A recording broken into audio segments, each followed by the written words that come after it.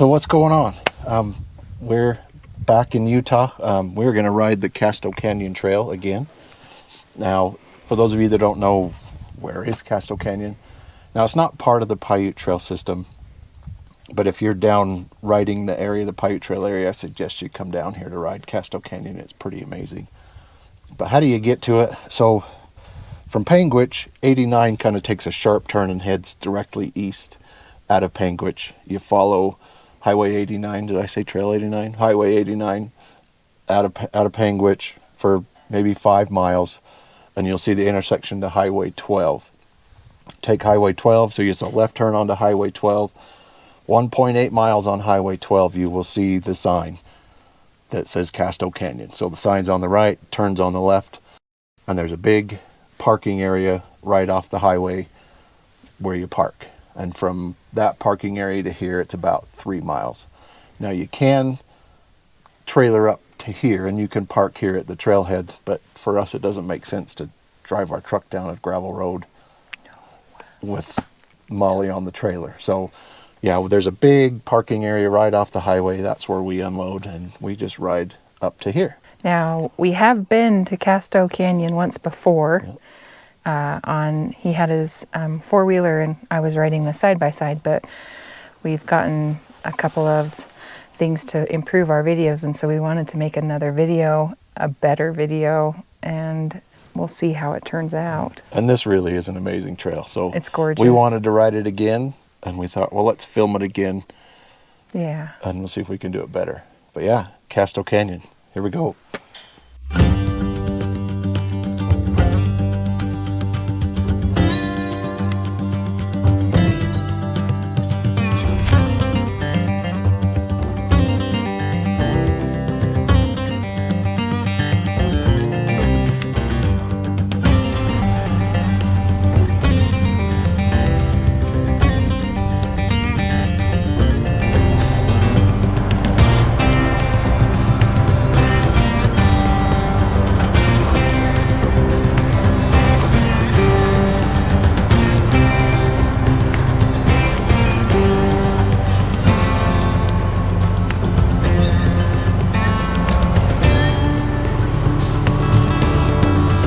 Probably should have mentioned, Casto Canyon is a 50-inch trail, and it has a very tight 50-inch gate, and we're about stock width on our machine.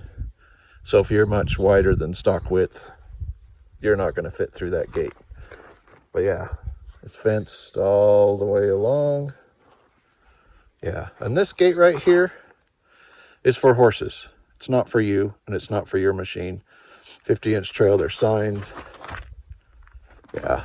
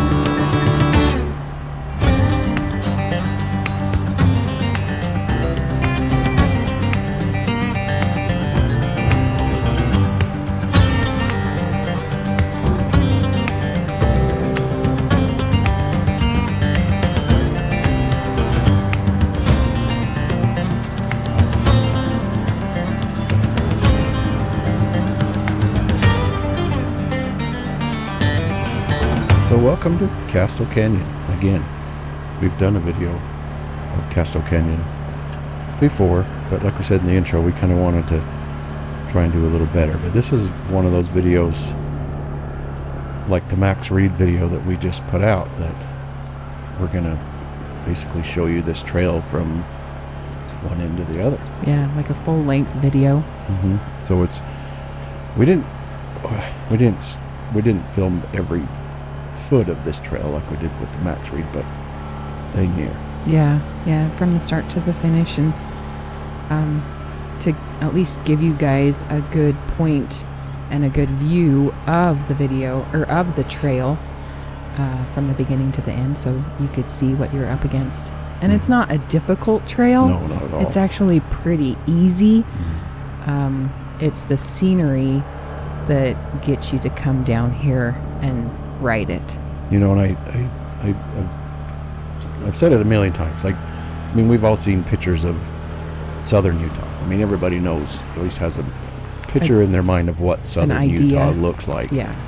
And this canyon, and especially when you get up to the top, this canyon is like, because just an hour north of this is Marysville and the Paiute Trail and those mountains and those trees. So it's only an hour away. But this canyon is I swear it's like where southern Utah and central Utah just come crashing together. It's a good blending spot. Yeah. So I discovered this trail kind of the same way I discovered most of our trails down here. That good old Doug Meyer on ATV television, he did a video of this trail. So it was on my list of trails to do for a long time. And the problem with it is, I mean, you could technically ride to this trail from Marysville. It would take you all flipping day to ride to here, come down it, go back up it, and I mean that'd be a huge day. Now riding from maybe Circleville wouldn't be more as doable. bad. But for us, it was something we wanted to trailer down here. And we didn't, in the beginning, back when we had ATVs, we never had a little trailer because we could fit our ATVs in the toy hauler. Yeah. So we didn't have a little trailer behind us, so we didn't have a way to get the four-wheelers we didn't to the trailer or to the trail unless we drove the trailer, the toy hauler big huge toy hauler down there and unload, and that wasn't an option. Was it last year before, whatever year it was, we did it for the first time. It all just kind of worked out. We had the little trailer because we had to haul Molly down here and the ATV, and it just worked out. We took advantage of it. Yeah, so we finally did it for the first time. I can't remember if it was last year or the year before. I don't remember, but yeah, this turned out to be one of our favorites. It's pretty. Like, it is just pretty. The scenery is what get you down here. Yeah, the rock and the cliffs and the trees, and this trail has a little bit of everything. Yeah. But it really gives you a good view of a taste of southern Utah. A little bit. If you like this, head to Moab. Yeah. Because that's all. Moab doesn't have any trees. Yeah, that's true. It's all mostly those red rocks.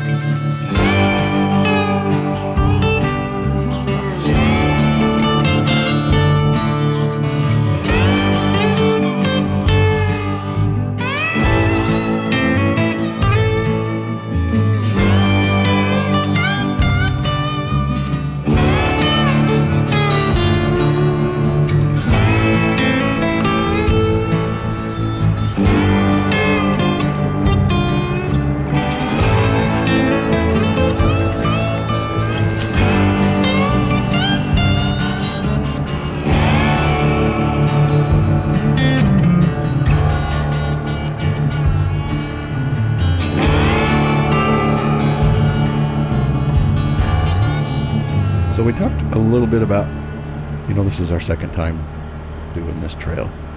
And the first time we did it was in June, mid to late June. And there was a little bit of water in a few places. Yeah, some trickles. In the river. I think I got a picture somewhere of you parked. Mm-hmm. Were you actually parked in water? I was parked in water. But you can tell that this is obviously a river. I just can't imagine, like, say we came down it in June and there was just a trickle. I can't imagine how much water it would take. And that was a pretty good winter that winter, I think. Yeah. But I can't imagine how much water it would take to turn this into a river. I have no idea. Yeah, I probably wouldn't, like, the snowpack down here probably isn't a lot. Yeah. So I'm sure the thunderstorms that come down through here make an impact. Yeah. And that's when the water shows up. And Yeah. so you probably don't want to get caught down here in a rainstorm. Yeah, but it might end up looking really neat to kind of be halfway up this and have a rainstorm come through and then actually see the rain, because I'm sure it doesn't soak into the ground, especially up in the high rocks. And if it's anything like Moab, that rock, it doesn't absorb the water. The water just runs off of it and it starts to accumulate and turn into big rivers. Yeah, maybe, I don't know. Maybe that's what happens here. I don't know. But it seems to me that this trail's, I don't want to say it's accessible all year, but I can't imagine why it wouldn't be. Because, like I say, we were here in June and no problem. And here we are late September. I mean, it's, September 30th or something when we did this? Yeah. And it's dry as a bone. Yeah. But also really pretty. Yeah. Yeah, this, we forget. And this is kind of a treat kind of trail for us because, like I say, we got to load everything up on the trailer and haul it down here. And it's a day out of our Paiute trail riding, you know. But so it's kind of a treat to come down here because we don't come down here every trip, that's for sure. But and it's well worth it.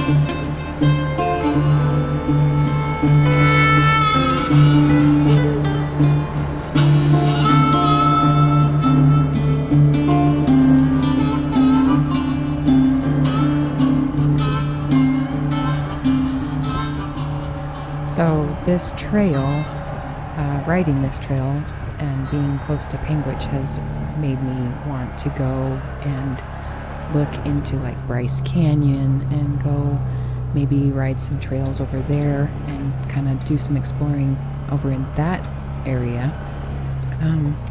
I think it would be really neat to just go do some more southern Utah exploring. I mean, we've been to Moab and we've ridden those trails and they're fun, and they're not as much fun to us, I don't think, as Maryvale is.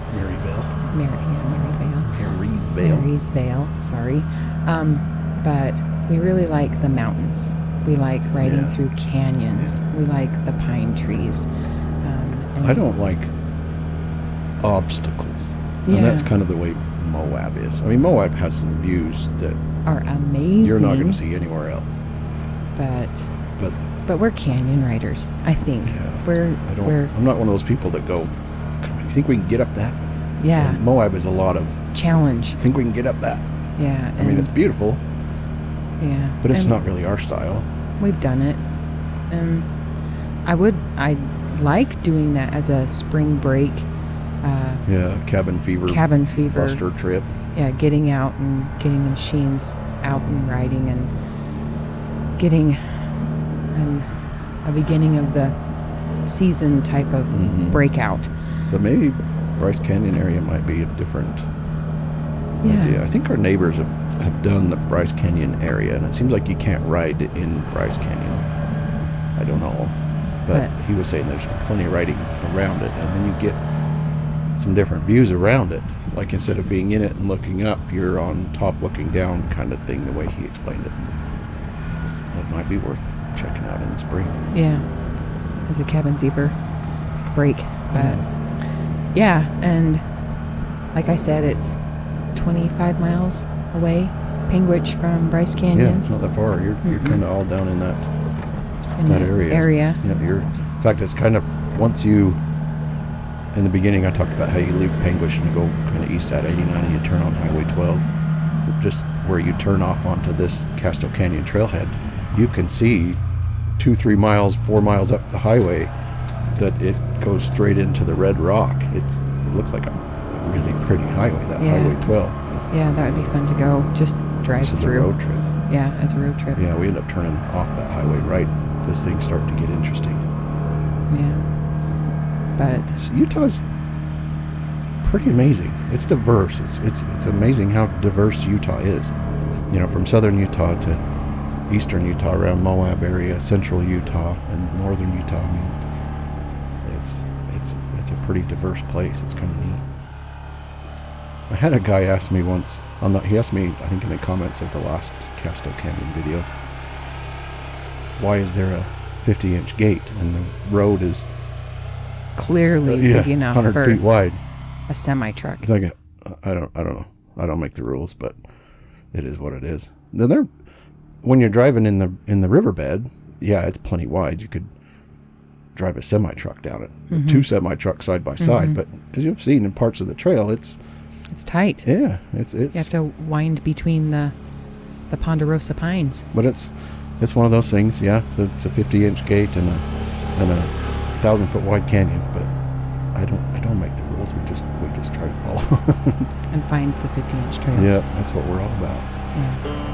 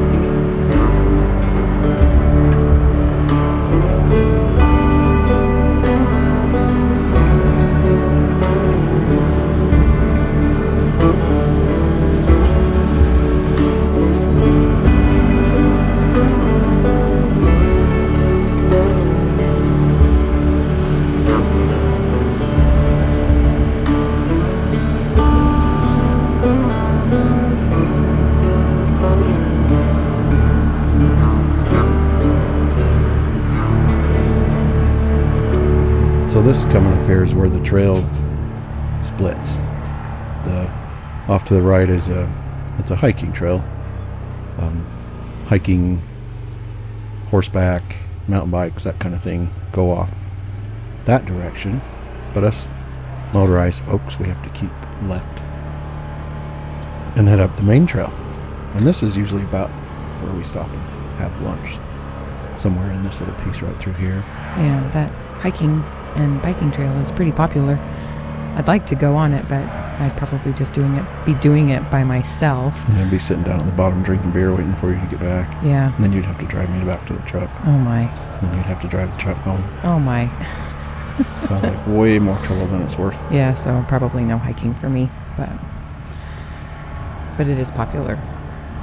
Yeah, this whole trail's popular. We've run into tours. They're apparently, I don't know if they're in Panguitch or where they are, but the first time we came here, a year or so ago, we ran into a guy that was loading up a whole group of ATVs. Yeah, four-wheelers. And then when we left on this day, heading out towards the truck, we passed another big group. So, yeah, horseback, we saw mountain bikers on this day, and hikers, and yeah, it's a popular trail. So you're going to run into traffic going both directions. So, and it's warm. Yeah, it's hot. Like it's t-shirt. I mean, maybe if you did it early in the morning, it would be like that chilly, cool air. But for the most part, it's pretty warm. It's a definite like t-shirt trail. Yeah, because it's fairly low elevation, I believe.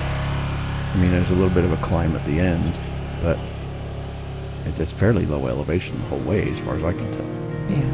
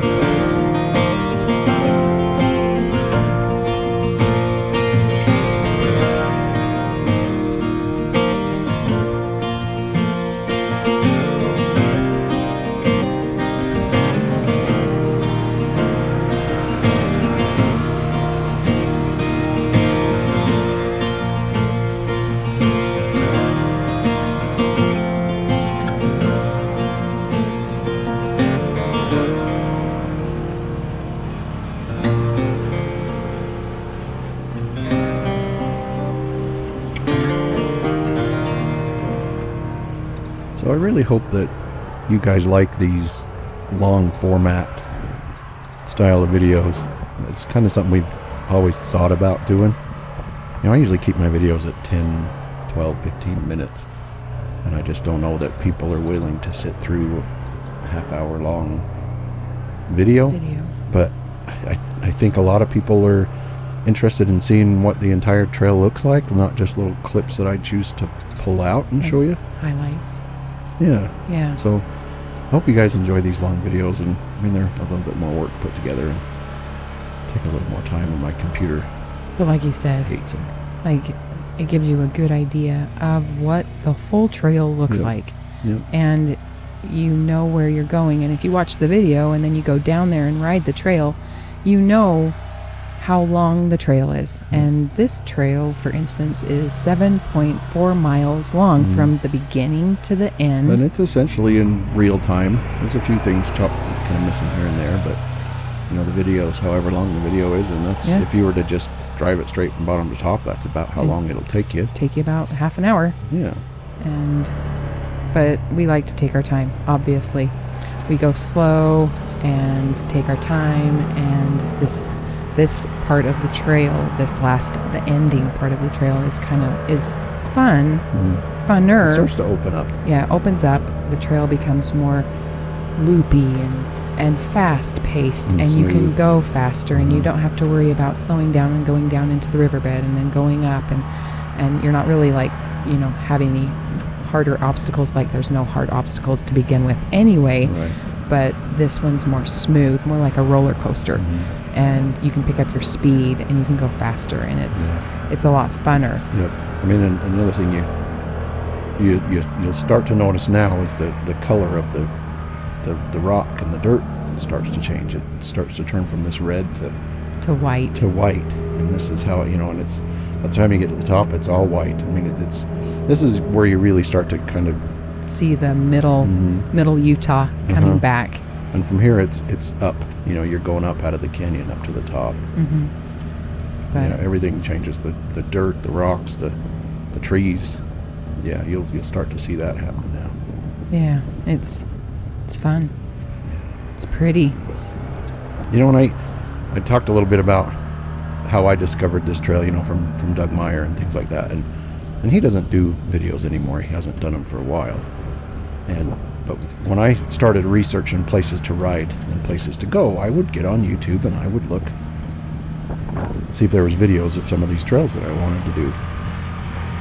And I appreciated the videos that he had put up, because it gave me an idea of what to expect and what to look for. And that's kind of another reason why I started doing them, is for people that are looking to go to central Utah, Paiute Trail or the surrounding area, to give them an idea.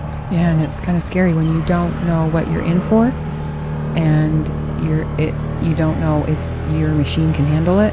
Yeah. And this trail is a good beginner trail. Oh, yeah. It's so easy. Yeah, mark it easy and green, but yeah, this is a good, easy, nice trail.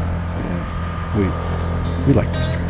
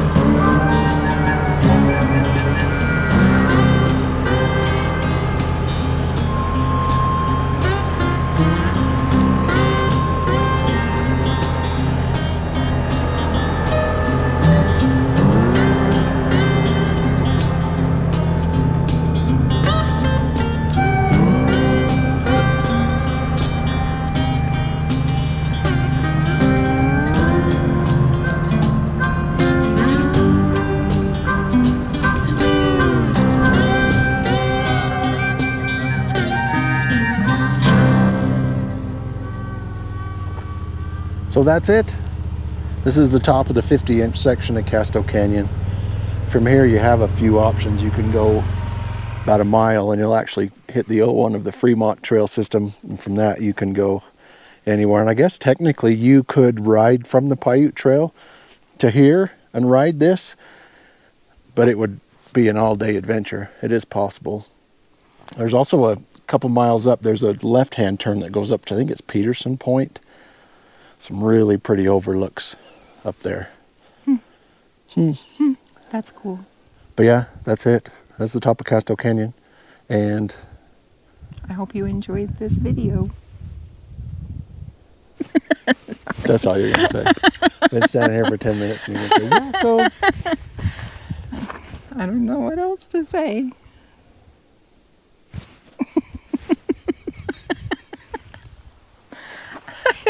You said everything. Thanks for watching. See you on the trails.